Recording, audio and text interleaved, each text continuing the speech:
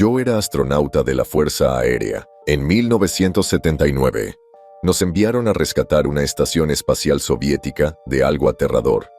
Publico esto aquí porque he visto muchas confesiones en este sitio y creo que es un buen lugar para compartir la mía. Han pasado 42 años desde que ocurrieron estos hechos, y la verdad es que no me importa lo que haga el gobierno si lo cuento todo.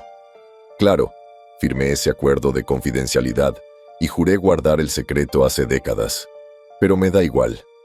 Tengo 83 años y he vivido una vida maravillosa. Así que vengan a buscarme. Estoy listo para conocer a mi creador.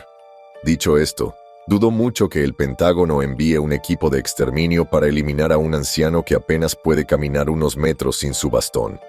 Podría empezar por el principio de mi carrera en la Fuerza Aérea, pero todo eso son solo detalles inútiles. Sin embargo, les haré un breve resumen de mi vida en el cuerpo de astronautas de la Fuerza Aérea antes de los importantes acontecimientos del 79. Me uní a la unidad ultrasecreta de la Fuerza Aérea en 1971, tras 8 años de servicio en la rama. Me gradué de su programa de entrenamiento en 1972 y fui enviado a mi primera misión espacial en 1974, tras pasar 1 año y medio haciendo trabajo de oficina y escribiendo artículos de investigación para el equipo de investigación de guerra orbital de la Fuerza Aérea. Mi historial de vuelo no es realmente impresionante comparado con el de otros astronautas de la Fuerza Aérea, pero supongo que no lo sabrían. No es como si tuvieran el manifiesto de vuelo de mis compañeros para comparar. Mi historial de servicio antes de 1979 fue Blue Gemini 26 en 1974, Blue Apollo 6 en 1975, Blue Gemini 277 en 1976, 31 en 1976 y Blue Apollo 11 en 1978. Las misiones Blue Gemini eran en esencia aburridas misiones orbitales de mantenimiento de la paz, en las que nosotros, los astronautas, nos fijábamos en nuestros homólogos soviéticos, mientras ellos hacían lo mismo con nosotros. Las misiones Blue Apollo, en cambio, eran emocionantes. Eran las misiones que anhelábamos los astronautas, y tuve la suerte de participar en 2 de ellas. La idea de construir una base lunar siempre tuvo cierto atractivo que nos atrajo. Sí, así es, una base lunar. Una base lunar en la cara oculta de la Luna puede parecerles ciencia ficción, pero puedo decirles que en los años 70 lanzábamos 2 misiones al año para lograrlo.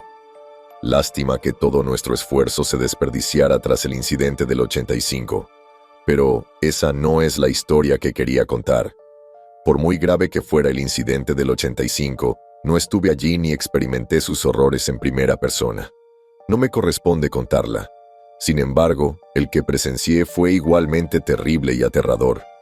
Todavía me despierto con pesadillas sobre él, y fue mi incapacidad para aislarme de estos horrores lo que finalmente puso fin a mi carrera en la Fuerza Aérea. Verán, en 1978, tras terminar el Apolo 11 Azul, me asignaron al programa más reciente de la Fuerza Aérea, el Cuartel Espacial Orbital, OSB. En esencia, el plan era crear una base orbital con capacidad para 6 personas, 4 de las cuales serían operadores de las fuerzas especiales, con entrenamiento espacial del Regimiento de Rangers del Ejército. Estos Rangers estarían entrenados para realizar operaciones de abordaje espacial y combate en gravedad cero en entornos de corta distancia, con el objetivo general de aprender a asaltar una estación espacial soviética y asegurarla en cuestión de minutos. En una operación real, los astronautas de la Fuerza Aérea operaríamos la base y la maniobraríamos para interceptar una estación espacial objetivo. Luego, dependiendo de la situación, nos acoplaríamos a ella o nos acercaríamos lo suficiente para que los Rangers se pusieran sus trajes espaciales, realizaran una caminata espacial y usaran su equipo especializado para entrar por la fuerza en la estación.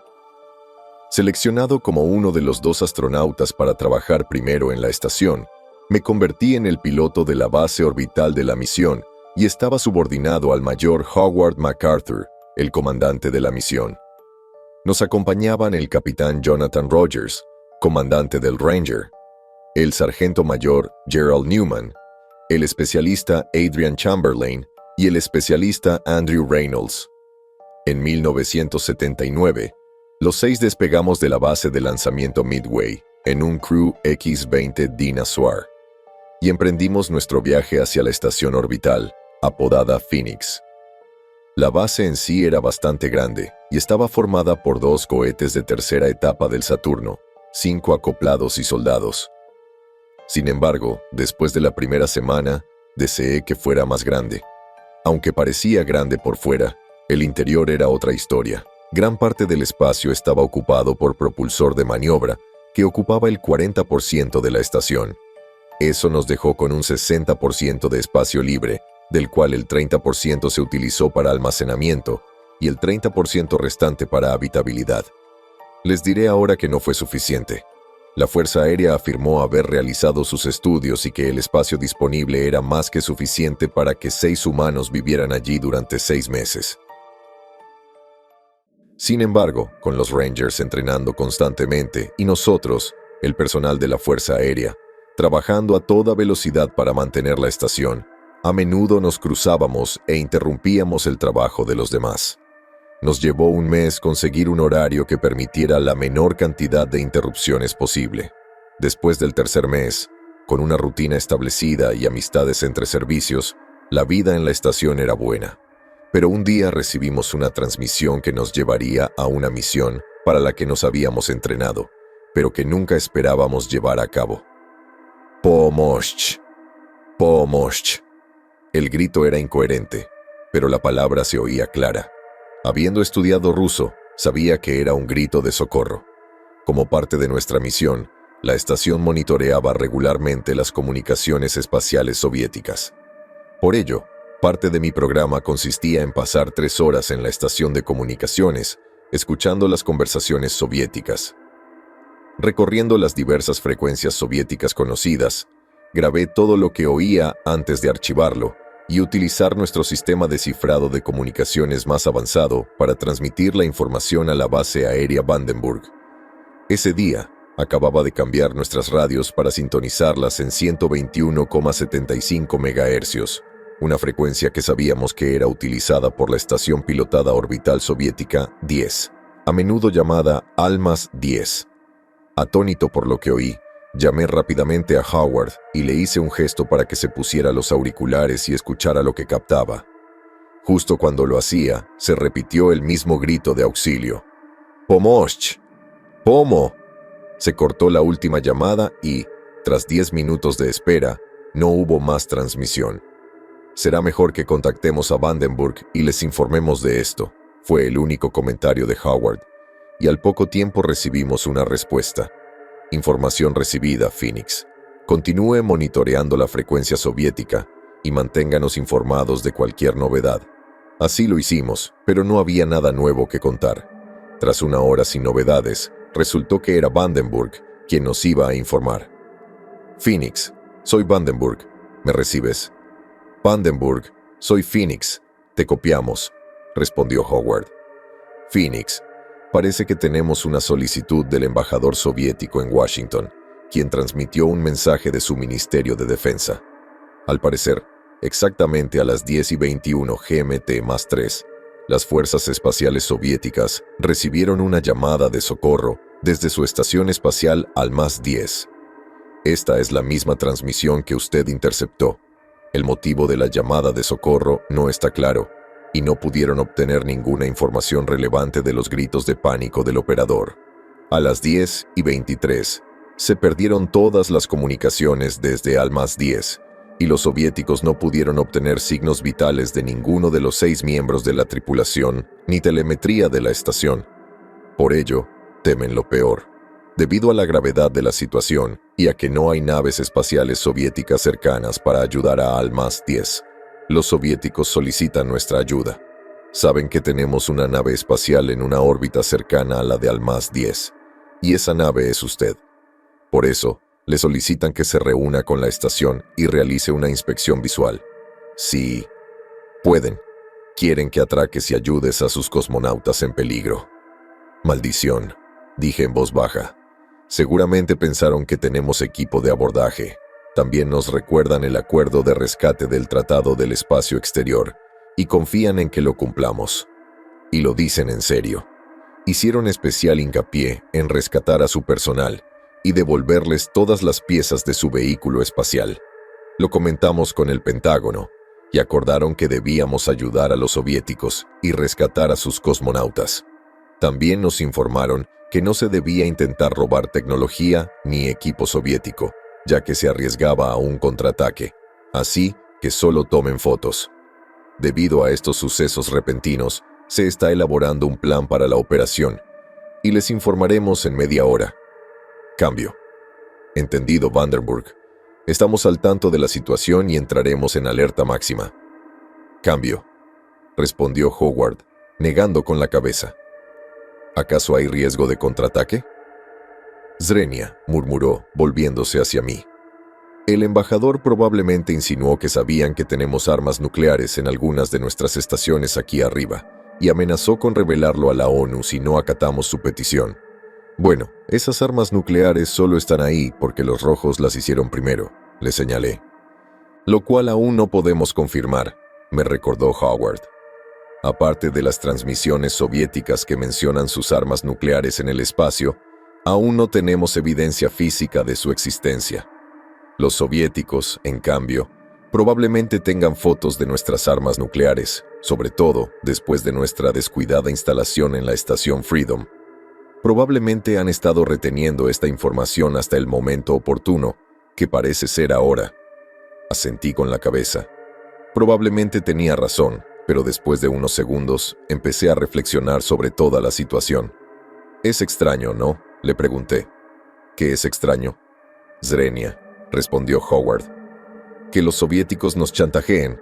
Creo que es bastante común». «No, no a eso», dije con sarcasmo. «Me refiero a la petición de ayuda. Los rojos deben estar desesperados si nos piden ayuda». Howard simplemente se encogió de hombros. «Tal vez», dijo. «Por otro lado, quizás simplemente se preocupan mucho por sus cosmonautas. Solo espero que, si algo así nos sucede, la Fuerza Aérea muestre el mismo cariño, lo cual dudo». Con esto se despidió y se alejó flotando para informar a los Rangers de la situación. Trabajamos rápido, de modo que 3 horas después de la reunión informativa, nos estábamos acercando a Almaz-10 y preparándonos para atracar. Almaz-10 era una estación enorme. ¿Conoces la Mir? Bueno, imagínatelo, pero 2 veces más grande. Construida como una estación modular, Almaz-10 tenía varias secciones que sobresalían en todas direcciones, lo que le daba la apariencia de un sistema de tuberías orbital. La estación también contaba con varios puertos de atraque utilizados para diversas funciones, desde la entrada de la tripulación hasta operaciones de reabastecimiento. El puerto de atraque, conectado al módulo de mando principal, era nuestro punto de entrada objetivo. Como piloto de la estación, mi tarea consistía en realizar la maniobra de atraque desde una cabina ubicada cerca del puerto principal. Era una tarea delicada, y un movimiento en falso podría provocar un choque contra Almaz-10, lo que a su vez provocaría daños en el equipo, concisiones y numerosas brechas y fugas en el casco de la estación. Por ello, debía ser muy cuidadoso. Por suerte para todos, había pasado incontables horas en el simulador en la Tierra, practicando para este preciso momento. Además, había realizado 2 maniobras de atraque en vivo con éxito en los últimos 3 meses. Era cierto que no era un novato, pero eso no era excusa para descuidarme, ya que cualquier cosa podía salir mal durante estas maniobras. Controlando cuidadosamente la palanca con mi mano enguantada, me incliné ligeramente hacia adelante para comprobar visualmente la distancia. Al hacerlo, golpeé accidentalmente mi casco contra el cristal de silicato de alúmina de la cabina. Murmuré una maldición, sintiéndome un poco estúpido. Trabajar con nuestros trajes espaciales era difícil, sobre todo al realizar una tarea tan delicada como el atraque. Los trajes, grandes, voluminosos y engorrosos, no eran precisamente lo que uno deseaba para realizar movimientos de control precisos. Sin embargo, el protocolo era el protocolo, y teníamos que llevarlos puestos.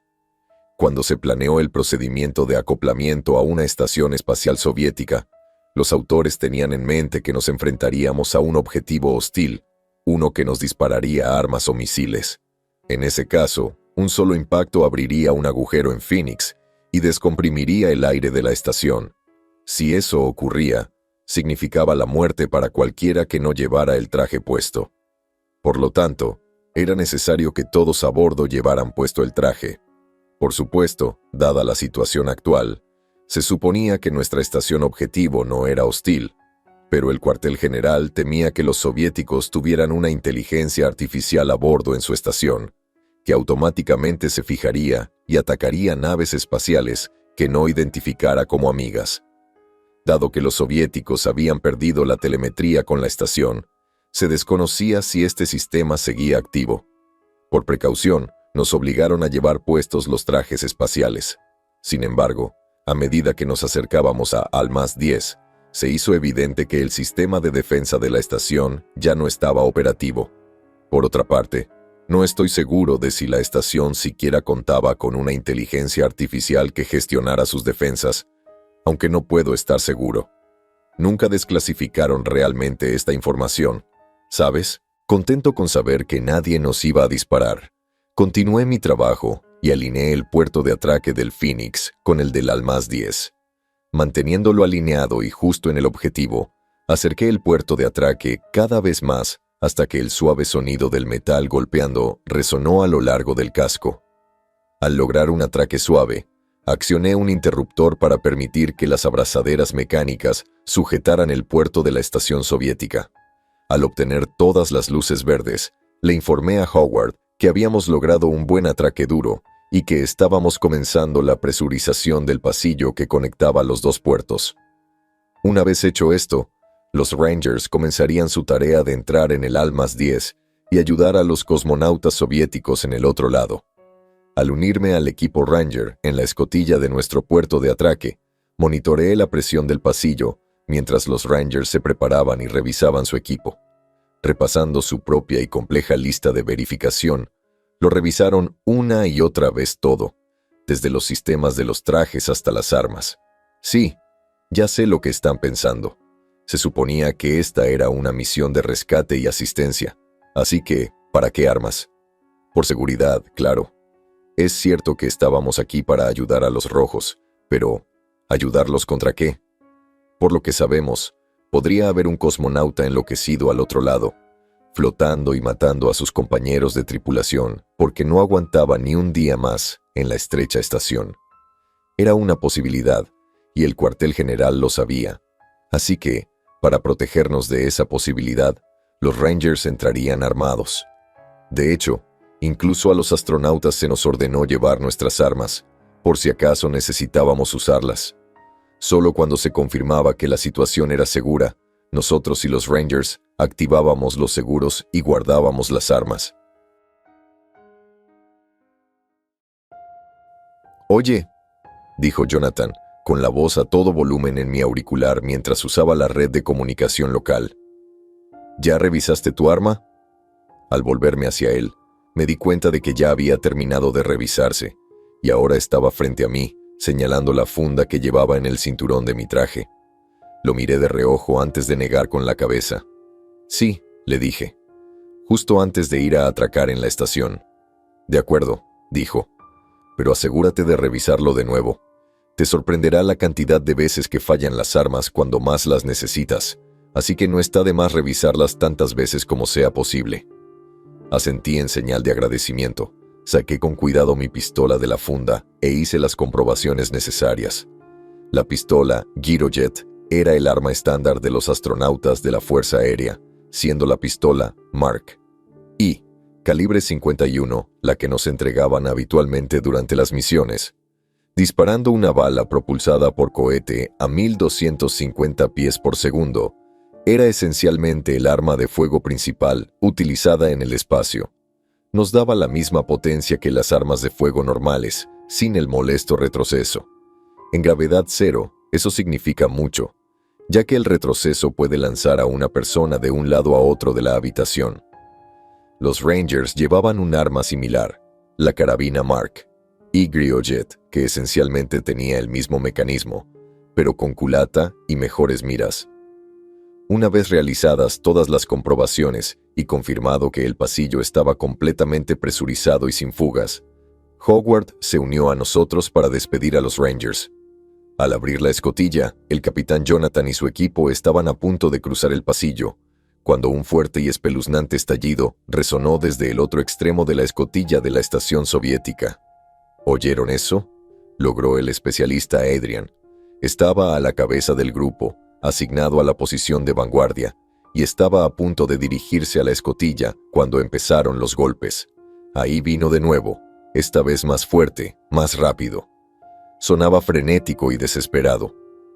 ¡Mierda!, maldijo el especialista Andrew. Esos deben ser los cosmonautas. Deben estar llamando a la puerta pidiendo ayuda. ¿Pero por qué?, preguntó Adrián.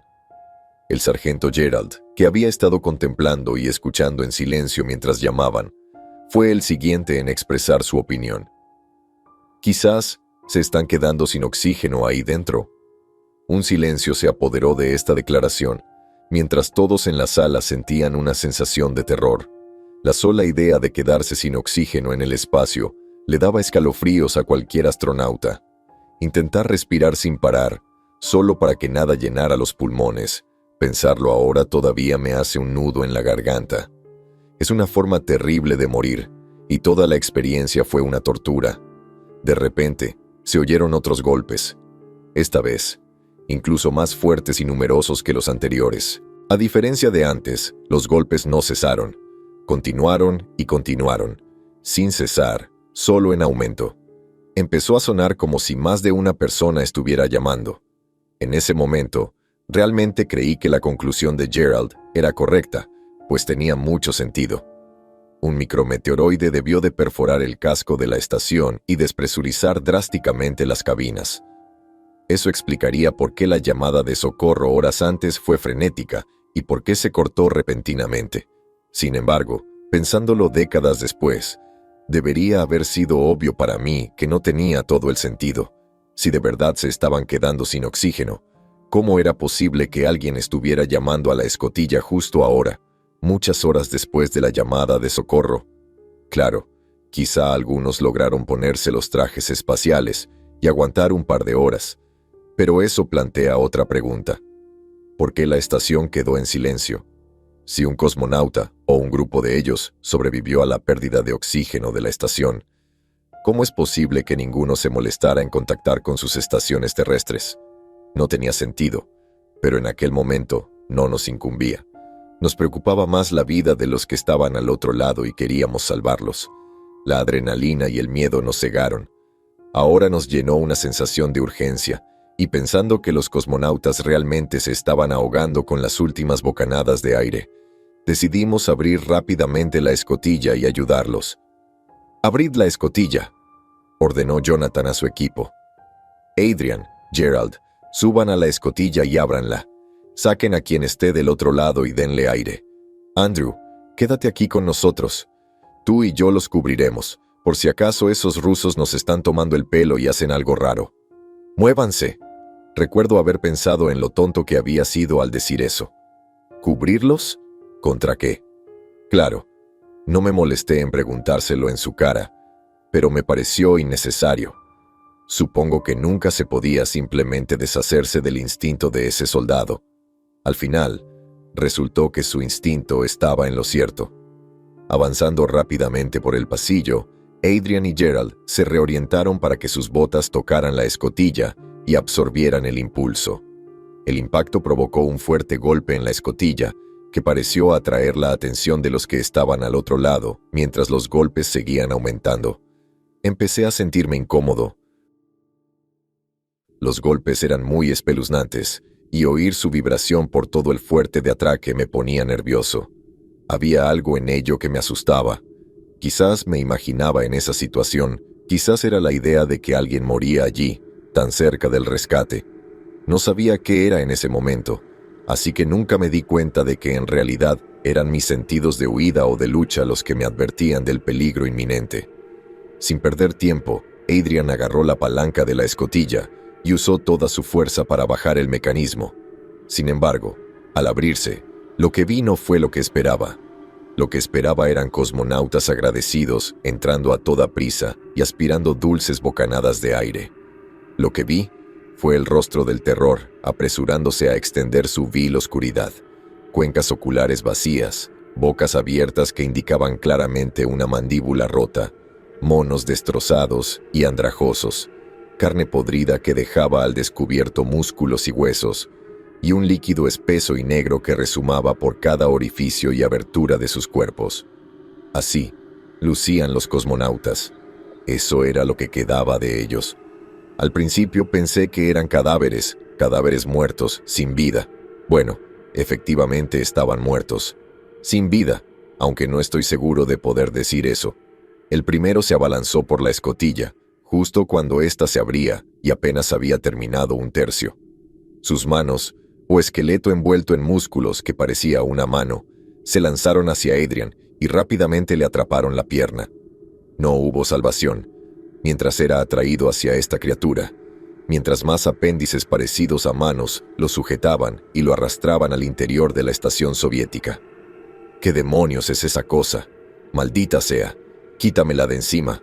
Capitán, me está jalando, gritó Adrian por la red de comunicación local. Recuerdo haber visto su casco golpear la escotilla apenas abierta, mientras sus gritos de pánico y sus pedidos de ayuda continuaban resonando en nuestras comunicaciones. «Aguanta, chico, te tengo», dijo Gerald, mientras lo veía intentar atrapar al Ranger. Sin embargo, la atracción de estas criaturas fue demasiado fuerte y rápida, y Adrian desapareció en la oscuridad del otro lado antes de que Gerald pudiera hacer nada. «Mierda, no veo nada». Zrenia seguían los gritos de Adrian. «No puedo encender la luz, joder. Está demasiado oscuro. Creo que hay más. Mierda».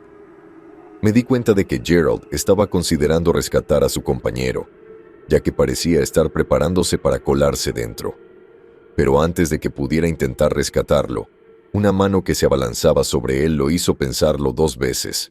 Para su sorpresa, la mano intentó agarrarlo del brazo, lo que lo obligó a reaccionar y retroceder. Siguiendo su instinto de supervivencia, Gerald usó las piernas para patear la pared cercana y lanzarse hacia donde estábamos. Tomando su carabina, apuntó a la criatura que intentaba atraparlo.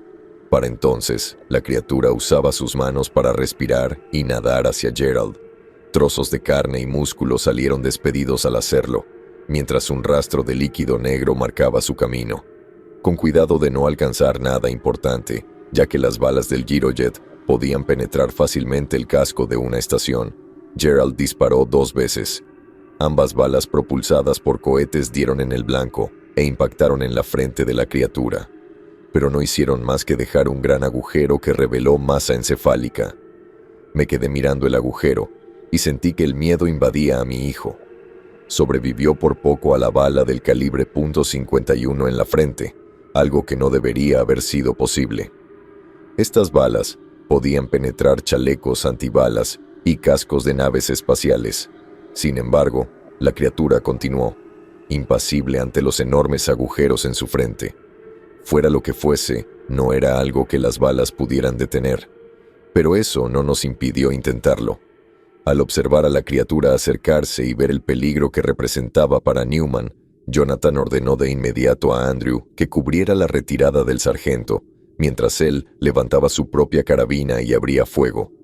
Disparando con precisión, ambos dispararon sin parar, y el sonido de las balas propulsadas por cohetes silbando en el pasillo resonó por todo el módulo.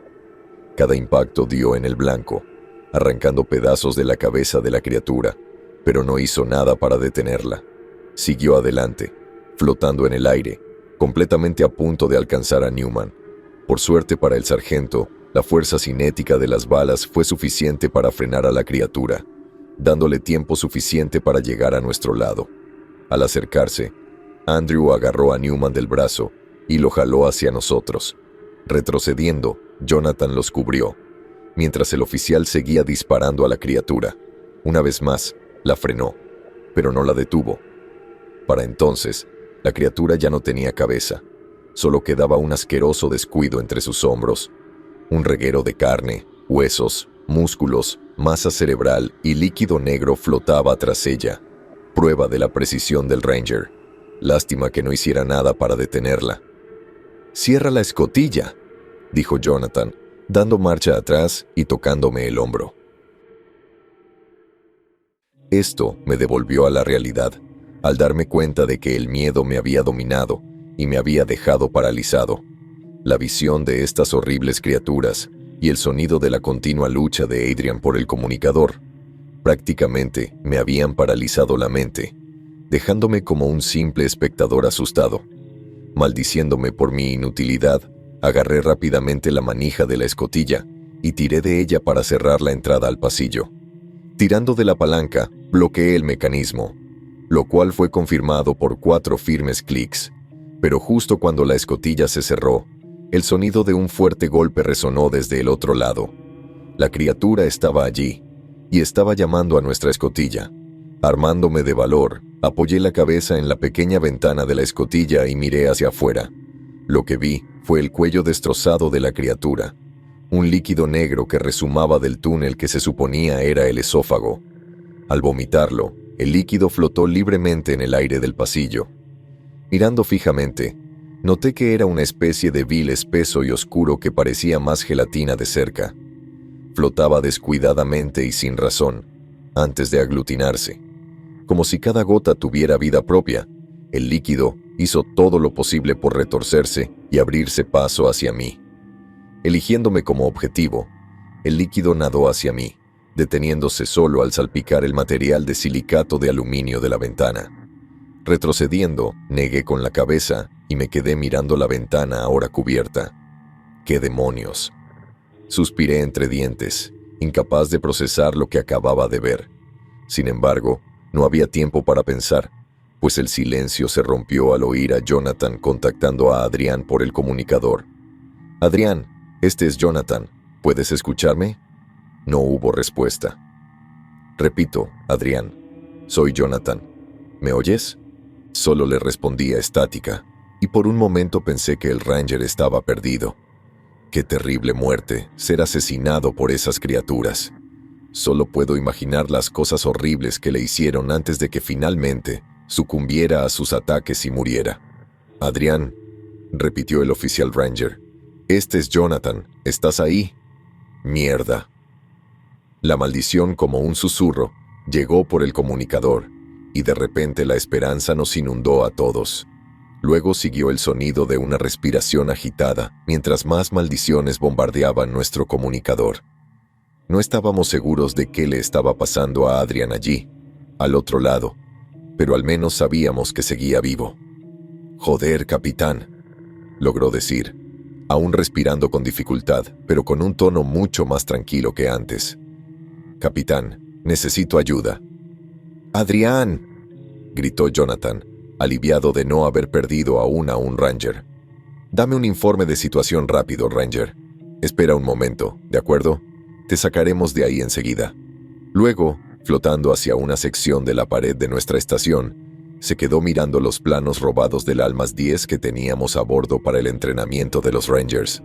No estoy muy seguro de dónde estoy ahora, señor», dijo Adrian, con el miedo evidente en la voz. Creo que podría estar en el laboratorio principal, pero no estoy seguro. Me perdí y me desorienté al intentar escapar de esas cosas. Pero estoy bien, señor. Mi traje no tiene daños». «Muy bien, Adrián. Quédate en una esquina, que vamos a entrar y te sacaremos». Mientras hablaba, Jonathan estudió el mapa. Probablemente estaba ideando un plan rápido. «De acuerdo, señor, pero venga rápido», dijo Adrián. «No sé cuánto tiempo más». «Joder, ya están aquí». «¿Adrián? Adrián, mantén la calma. Ya llegaremos», le dijo Jonathan antes de volverse hacia Howard, quien estaba ocupado comunicándole a Vandenberg lo sucedido. Usando una red de comunicación segura que usamos los oficiales, comenzó a contarnos sus preocupaciones. «Howard, tenemos que rescatar al chico. El laboratorio está a solo 3 módulos de donde estamos anclados. Si vamos ahora, quizá podamos salvarlo antes de que se vea abrumado». «Lo siento, Jonathan. No creo que podamos hacerlo. Acabo de hablar con el cuartel general y nos están ordenando desacoplarnos y marcharnos de aquí, respondió Howard. ¿Desatracar?, preguntó Jonathan con enfado. ¿Saben que tenemos a un hombre abandonado allí? Sí, capitán. Saben perfectamente que el especialista Chamberlain sigue ahí. Pero han considerado la situación y no creen que un solo hombre valga la pena arriesgar a todo el equipo ni esta valiosa estación. ¿Un hombre?, sreña Jonathan. No es un solo hombre, es un Ranger. Nunca dejaré que un camarada caído caiga en manos del enemigo. Ese es el credo de los Rangers. Así que vamos a entrar y rescatarlo. ¿De verdad cree que es buena idea, capitán?, preguntó Howard. ¿Y qué hay de esas criaturas? ¿Cómo piensa lidiar con ellas, como le pidió a su compañero Ranger? Está claro que nuestras balas no sirven. Usted lo sabría. Les disparó usted mismo. Encontraremos la manera. Los Rangers siempre lo hacemos, dijo Jonathan con firmeza.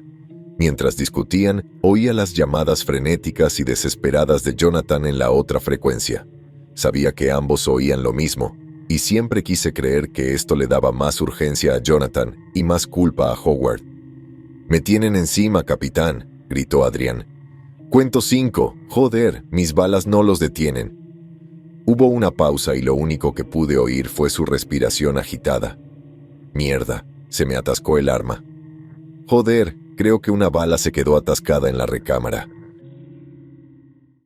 La bala debió de ser defectuosa. «Mierda, mierda, se están acercando».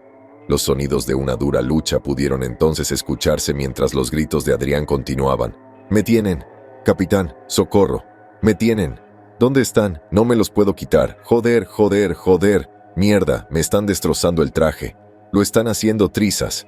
Para entonces, Jonathan había dejado de discutir con Howard y había vuelto a centrarse en su Ranger varado. «Adrián, vamos para allá. Solo pasa», dijo Jonathan, ignorando a Howard. «Gerald, Andrews, vamos a recoger a Adrian. En cuanto abra la escotilla, quiero que disparen a esas cosas que han estado golpeando la puerta». «¿Entendido?», dijeron un «sí, señor» al unísono mientras seguían sus órdenes. Jonathan, flotando hacia la escotilla, colocó las manos en la palanca, listo para abrirla. Pero antes de que pudiera hacerlo, tomé una decisión repentina y rápida. Sabiendo lo que nos esperaba si se abría esa escotilla, hice lo que pensé, y sigo creyendo que es correcto. Con solo accionar el interruptor, las abrazaderas que sujetaban a Phoenix con almas 10 se soltaron al instante, mientras tiraba de la palanca para alejar nuestra estación. Se oyó un silbido al otro lado de la escotilla, ya que la sección presurizada se vio obligada a purgar el aire repentinamente. Luego se hizo el silencio. El golpe sordo y constante que reverberaba desde la escotilla había cesado. «¿Qué has hecho, Sreña?», me preguntó Jonathan. En su voz resonaba una furia más intensa que cualquier otra que hubiera visto antes, o que volvería a ver. «Yo... no sé. Habríamos muerto. La criatura seguía al otro lado, y no habríamos podido detenerla». Intenté balbucear las palabras adecuadas, pero no pude. Sabía que al hacerlo nos había salvado la vida, pero también sabía que quizá había condenado a alguien a la muerte, o a una fe peor que la muerte. Jonathan me miró fijamente y parecía dispuesto a matarme, si no fuera por el sonido de la voz de Adrián interrumpiendo la ira que sentía. «Capitán, ¿qué acaba de pasar?», preguntó. En un instante, esas cosas estaban encima de mí, y de repente estaban siendo succionadas del módulo en el que estábamos. Yo también habría salido a la fuerza si no me hubiera agarrado a una de las manijas justo a tiempo. «¡Adrián!», gritó Jonathan con voz aliviada. Para ser sincero, yo también me sentía aliviado. Estaba vivo. No había matado a nadie. «¿Cómo estás? ¿Estás bien?».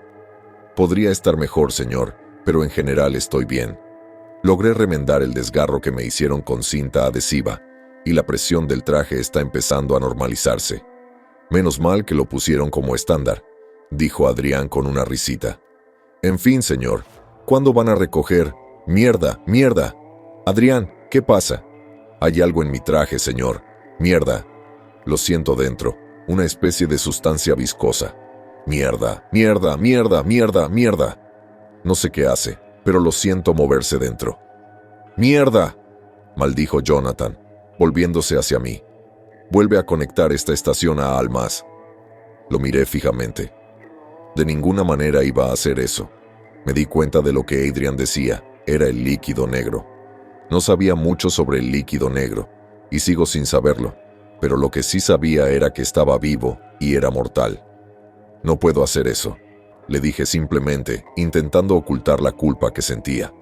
Fue entonces cuando me di cuenta de que, después de todo, no había salvado a Adrian de la muerte. Ese líquido negro sigue en esa estación y nos arriesgamos a infectarnos si volvemos. Sentí frío y crueldad al decir eso, y sí, la culpa me afectó, pero intentaba mantenernos a todos con vida. «Maldita sea», maldijo Jonathan. «Intenta entrarme», gritó Adrián. «Joder, lo siento entrar. Capitán, me entra por todas partes. Mierda, mierda. Algo me sube por el cuello. Joder, ya lo veo. Se me está subiendo a la boca, es... ¡Puaj!». Se oyeron sonidos de náuseas por el comunicador, mientras Adrián luchaba por respirar. Solo puedo imaginar lo terrible que fue la experiencia para él. En ese momento, Jonathan hizo algo inesperado. Levantó su carabina y me apuntó. «Atraca en esta estación ahora, o te volaré la cabeza». «¡Guau!», dije, sorprendido y asustado. «Bueno, capitán, intentemos tranquilizarnos. Piense en lo que está haciendo». «No», dijo con firmeza. «No habrá calma hasta que Adrian vuelva a bordo. Así que atraquen la estación ahora». «Capitán, lo arrestarán si no se detiene ahora», le recordé. «Me arrestarán cuando volvamos a la Tierra, pero al menos salvé a uno de mis hombres. Así que atraquen ahora». Al mirarlo fijamente, antes de echar un vistazo a su carabina, supe que no tenía otra opción. A regañadientes, me volví hacia mi consola. Sin embargo, estaba furioso. Este hombre iba a hacer que nos mataran a todos, y no se daba cuenta. De fondo aún se oía el sonido de la lucha de Adrián. «Atraquen rápido, no tenemos tiempo que perder», me dijo, antes de cambiar de frecuencia para hablar con Adrián. «Aguanta ahí, chico, llegaremos». Lo que fuera que dijera fue interrumpido por el sonido de 3 ráfagas de cohetes. Confundido, me giré hacia él, solo para retroceder sorprendido. Su casco estaba cubierto de sangre y tenía un agujero en la visera. Maldije, antes de darme cuenta de que Gerald y Andrew estaban en una situación similar, con los cascos cubiertos de sangre. Justo frente a mí había 3 cadáveres flotando, y detrás de ellos estaba Howard, con la pistola desenfundada y el rostro inexpresivo. Ante la urgencia de la situación, se había escabullido tras ellos y recurrido al método más rápido para contener un motín. «Malditos idiotas», murmuró. «Deberían haberme escuchado y obedecido. Este informe de misión va a ser un desastre y tendremos que presentarlo más tarde». «¿De verdad tenías que dispararles también a Gerald y a Andrew?», pregunté. Howard se encogió de hombros. Era necesario. Habrían tomado represalias para vengar a Jonathan y salvar a Adrián. Debería haber obedecido las órdenes, en lugar de armar un berrinche. Así, tal vez seguiría vivo en lugar de sufrir una muerte deshonrosa. No dije nada. No sabía qué decir. Me quedé mirando mientras de fondo la voz apagada de Adrián seguía sonando en la red de comunicaciones. «Capitán, ¿está ahí?», dijo, pero no hubo respuesta. Jonathan y su equipo estaban muertos, y Howard no tenía intención de hablar con el hombre que planeaba dejar atrás. «Capitán, no sé qué pasó, pero me siento extraño. No me siento bien. Tengo hambre». Los siguientes minutos se llenaron con el gruñido de Adrián, antes de ser interrumpidos por el sonido de una ráfaga de aire. Supongo que se quitó el casco. ¿Por qué lo hizo? No lo sé, y no pienso saberlo nunca. Pasamos la siguiente hora limpiando el desastre e informando a Vandenberg sobre la situación.